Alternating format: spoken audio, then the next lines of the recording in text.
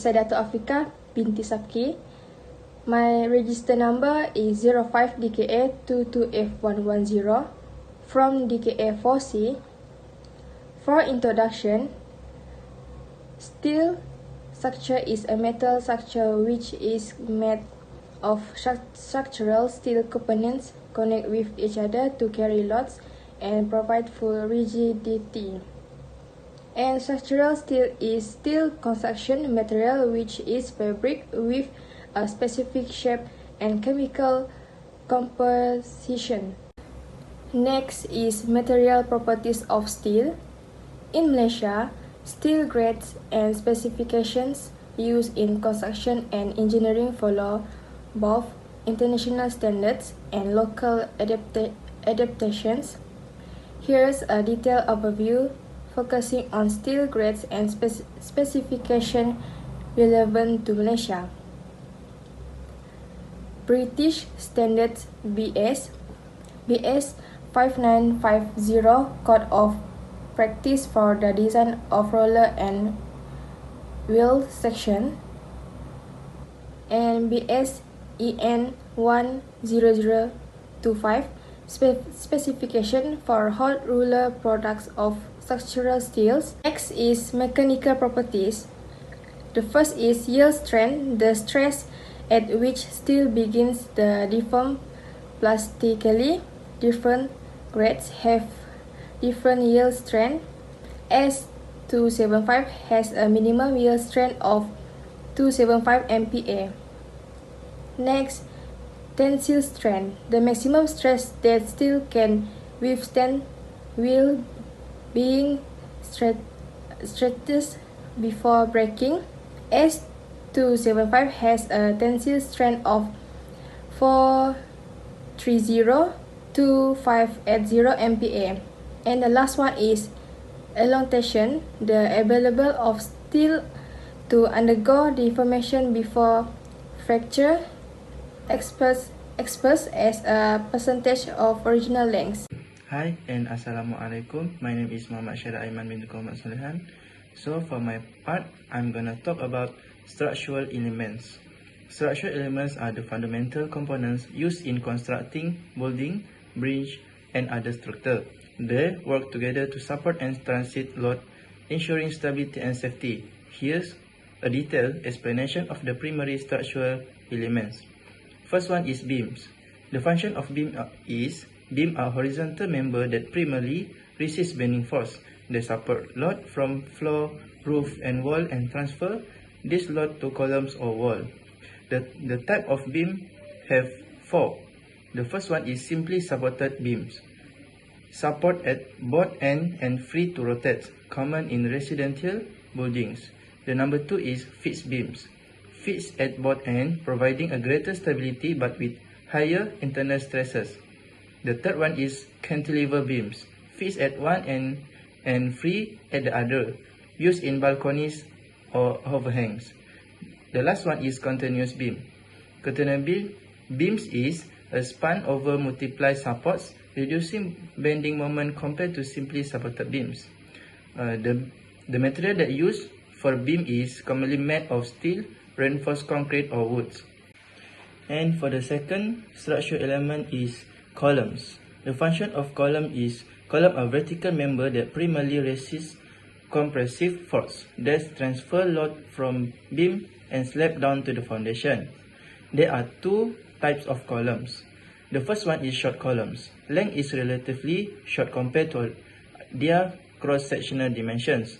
Failure usually occur by crushings. The number two is long columns. Slender and prone to buckling before crushings. Stability is a critical design consideration. The material used for the column is a typical made of steel, reinforced concrete, and masonry.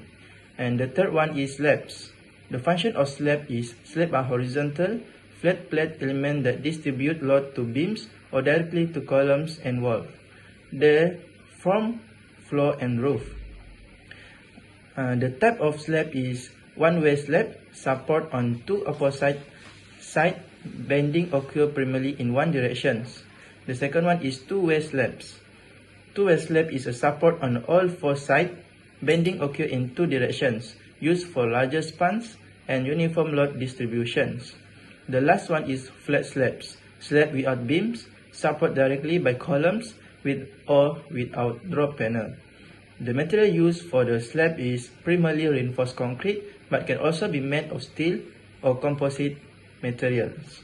That's all from me. I'm gonna pass for the next presents. Assalamualaikum and hi. My name is Nur Ain Faiza binti Muhammad Saifrizal. My registration number is 1037. So I will continue with load consideration. For the first one is dead load, which means permanent load. For the definition, dead load are static, permanent forces that remain relatively constant over time. They encompass the self-weight of the structural element and any other permanent attached fixtures or finishes within the structure. Component of dead load, which is structural element. The primary components such as beam, columns, floor, roof, and walls. The weight of this element is calculated based on their material properties and dimension. Non-structural component. These include elements like partition, ceiling, and cladding that are fixed and do not change over time. Next, permanent fixtures. Items that are attached permanently to the structure such as HVAC system, elevators, plumbing, and electrical system. For the last one, finished material include flooring, tiling, roofing material, and other finishes that contribute to the overall weight.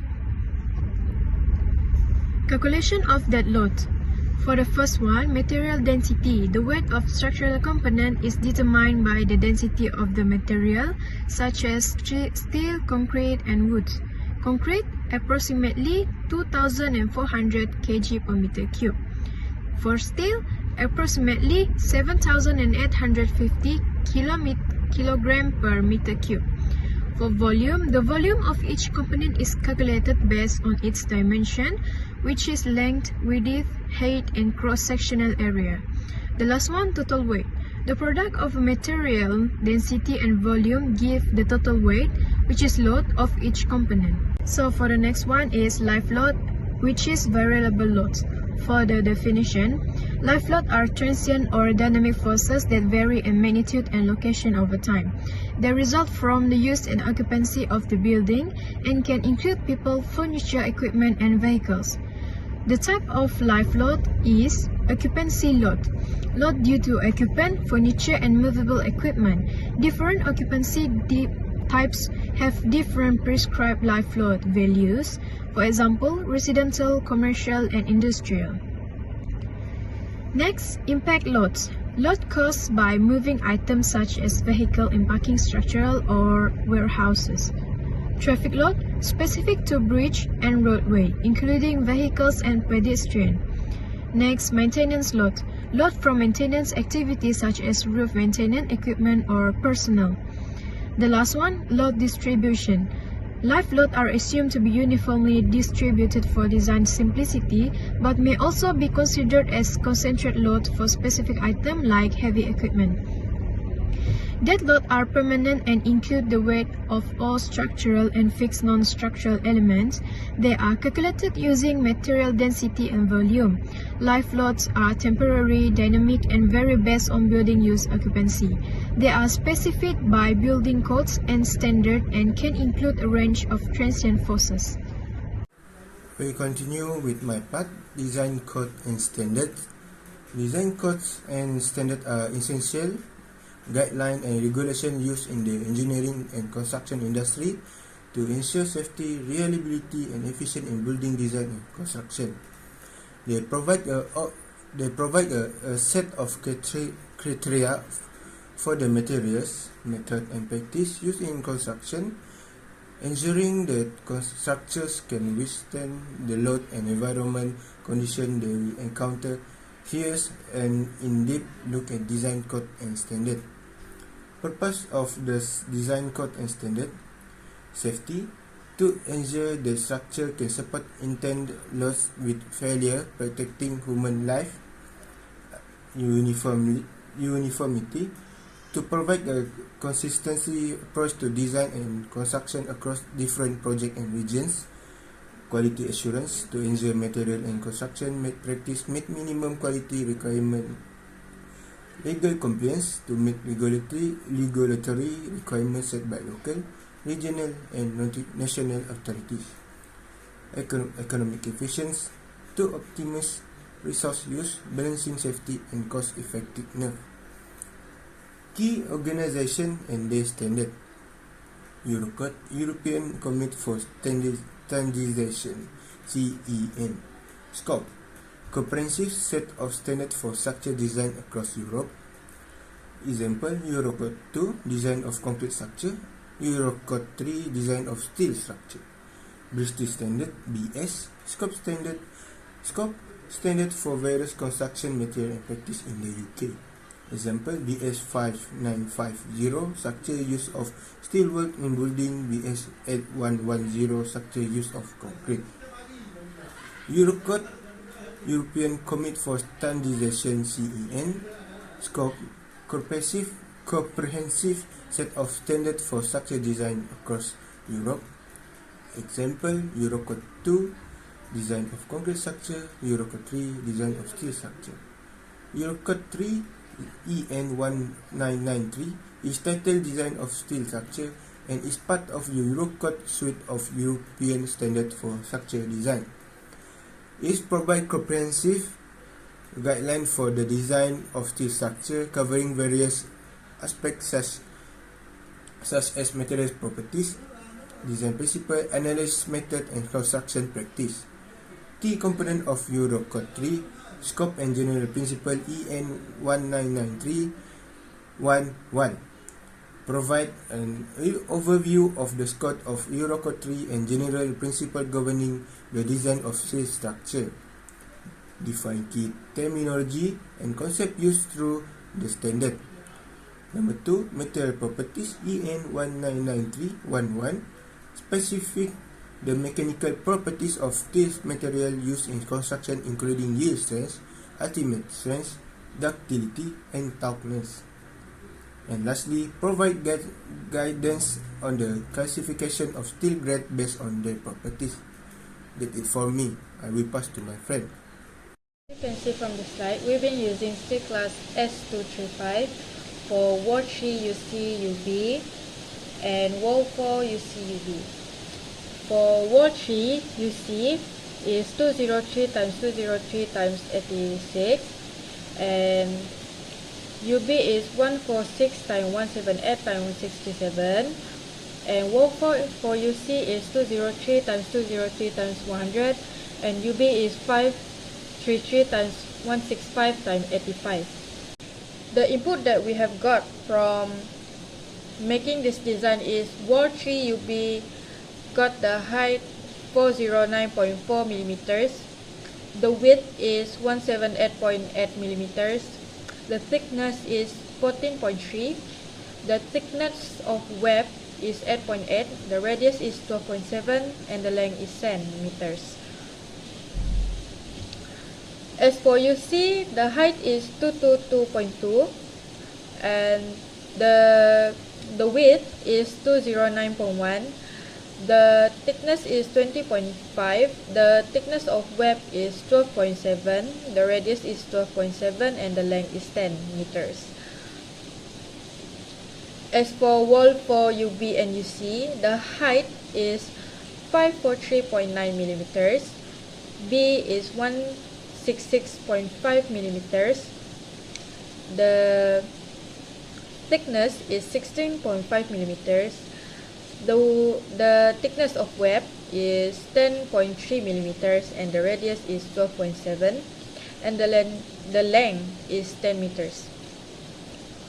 Wall for UC, the height is 2.28.6 and the width is 210.3. The thickness is 23.7. The thickness of web is 14.5, the radius is 12.7 and the length is 10. Now, I'm going to talk about to the next slide.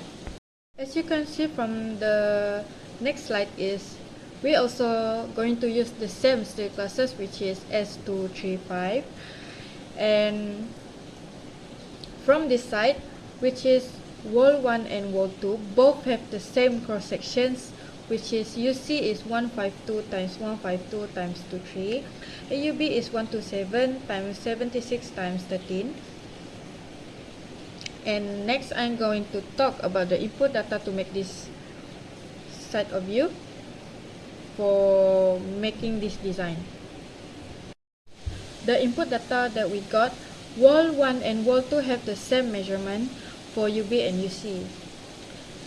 For UB, the height is 127 millimeters and the width is 76 millimeters. The thickness is 7.6 millimeters and the thickness of web is 4 millimeters and the radius is 7.6 millimeters and the length is 7 meters. As for UC is 152.4 millimeters. The width is 152.2 millimeters. The thickness is 6.8 millimeters. The thickness of web is 5.8 millimeters. Radius is 7.6 millimeters and the length is 7 meters.